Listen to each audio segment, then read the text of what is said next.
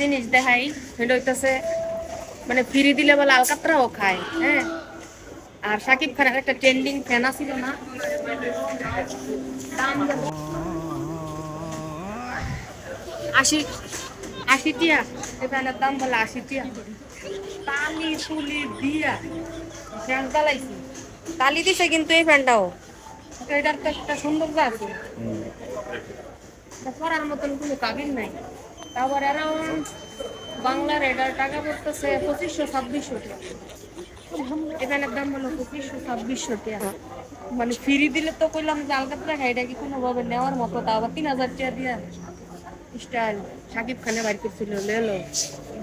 মানে শাকিব খানকে দিয়ে প্রমোট করায় বাংলাদেশের 1 নম্বর সুপারস্টার। কারণ আছে যে এই ব্যান্ডগুলো যে বানায় তালি ফুটি দিয়া, এগুলো তো কোনো সাধারণ মানুষ করবো না। এখন একজন সুপারস্টার যদি তালি মারা প্যান্ট কিনবে, তাহলে তো সাধারণ মানুষ কিনবো, হ্যাঁ করো কাম হলো। শাকিব খান কিন্তু হ্যাঁ চয়েস থেকে পরে নাই, হ্যাঁ বাধ্য করে পড়ানো হয়েছে প্রমোটের জন্য, যেমন আমি করতেছি।